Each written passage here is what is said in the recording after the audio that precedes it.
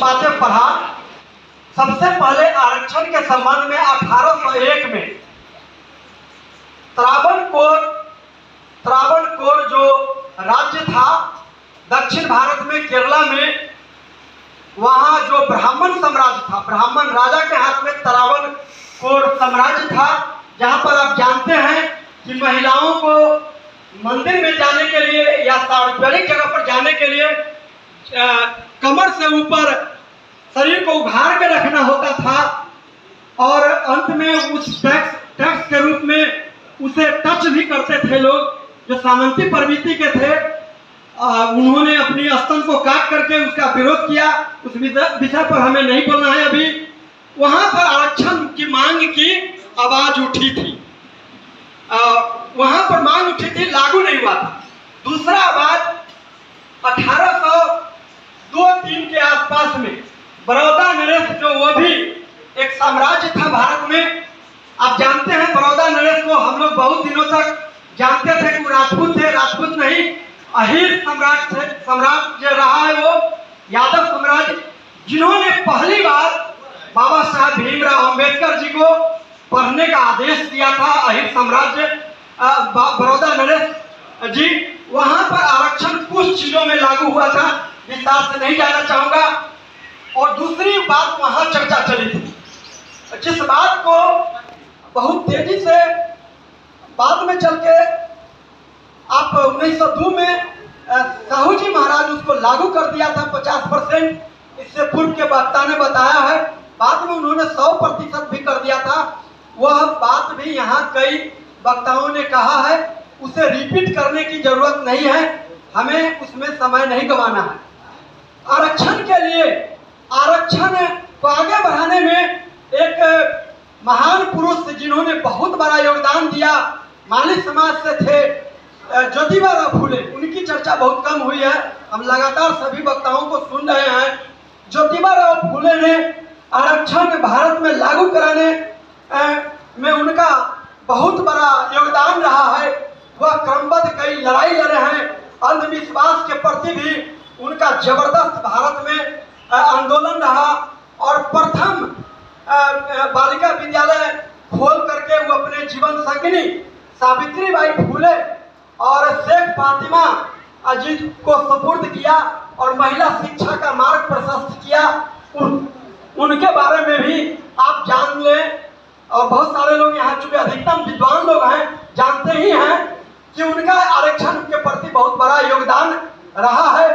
बाद में बाबा साहेब अम्बेडकर जी, जो जिनका एकमात्र गुरु उन्होंने अपने दिल से एक्सेप्ट किया, ज्योतिबा राव फूले जी को।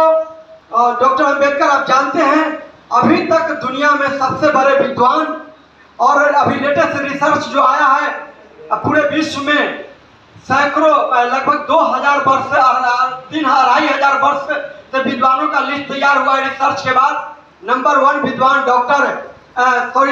गौतम बुद्ध है। बुद्ध नंबर 1 विद्वान, और दूसरा बड़े विद्वान आपको बता दूं सम्राट अशोक को मिला है। सम्राट अशोक दूसरा बड़े विद्वान और तीसरा बड़े विद्वान डॉक्टर अम्बेडकर। इस प्रकार से क्रमबद्ध, यानी 1 to 10 में आपको बता दूं भारत का 3 है, एक और है, नाम भूल रहा हूं। खैर हम चलते हैं। आरक्षण के बारे में आप छोटा सा उदाहरण देते हैं। आरक्षण बीपी मंडल जी ने 42 संशोधन 40-42 उन्होंने किया। बीपी मंडल जी का चर्चा अगर आरक्षण की पर विषय बिंदु पर हम लोग यह समारोह किए हैं और उनका नाम नहीं ले, विद्याश्री प्रसाद मंडल बिहार के पूर्व मुख्यमंत्री जी का तो अधूरा होगा। उन्होंने पूरी भारतवर्ष का बहुत कड़ी मेहनत करके और आरक्षण का जो ड्राफ्टिंग बनाया, उससे पहले काका कालेलकर और आपको बताएं और सारे आयोग का जो आया, अंत में इनका निचोड़ आया, जो आप जानते हैं अंततः 1993 में लागू हुआ, जिसका मात्र 2 मानव संसाधन और प्रशासन में लागू हुआ है और 38 क्षेत्र में आरक्षण लागू बाकी है।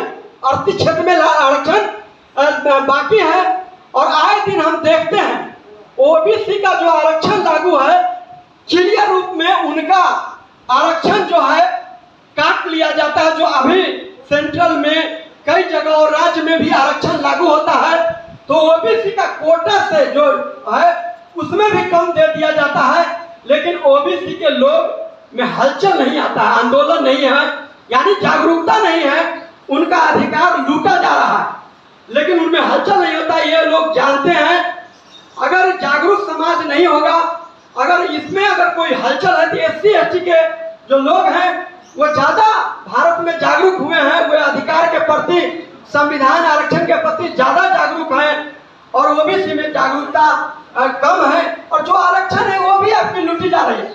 आपको मैं बता दूं, मात्र 5-6 दिन पहले लेटेस्ट बताता हूं कि आरक्षण में लोग नहीं आ रहे हैं, जिनके बाल बच्चे पढ़ रहे हैं, जिनके भाई बेटियां पढ़ रहे हैं, उनके ही बच्चे जाना है, उनको लाभ पहले मिलना है।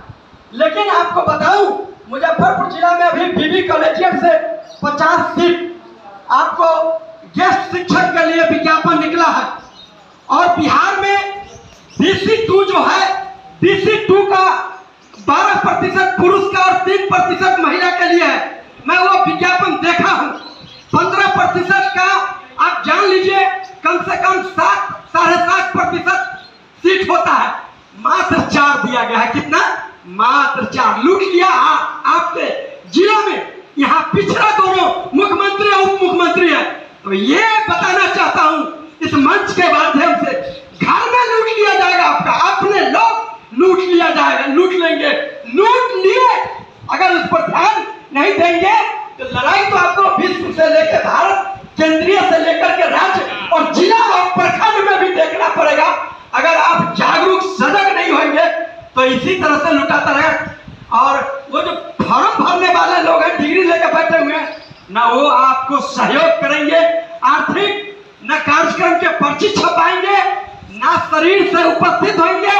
वो केवल और केवल इंतजार करते रहते हैं पाने के लिए, और आपको राजनीतिक चीजों में भीड़ जमाएंगे। जहां MLA MP बनना है, मुखिया सरपंच प्रमुख बनना है, और विज्ञापन इशू करा करके अगर कोई सीट ला दीजिए, लाखों के वहां विज्ञापन निकलने में लाइन लग जाएंगे, एक सीट पर पटका पट के उठा पटक करेंगे, लेकिन लाने वाले लोगों के प्रति न उनके प्रति आभार है, संवेदना है, न इज्जत है, और न वो सहयोग करेंगे। ये गंभीर विषय है। प्रांतीय अध्यक्ष महोदय और पूर्व विधायक जी और जितने सजग लोग यहाँ सुन रहे हैं, अधिक बात नहीं रखना है।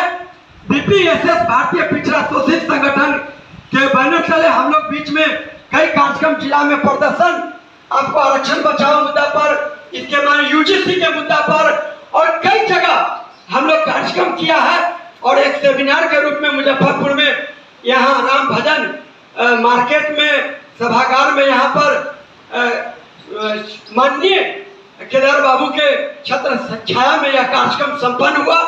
और इसके लिए जो लोग भी आए, मैं उन्हें तहे दिल से वेलकम करते हुए मैं रमाशंकर राय आपके समक्ष जय विज्ञान, जय संविधान, जय भारत। मैं इस संगठन का प्रांतीय महासचिव हूँ। जैसा कि आप जानते हैं, इन्हीं शब्दों के साथ मैं अपने शब्दों को, बातों को विराम देता हूँ।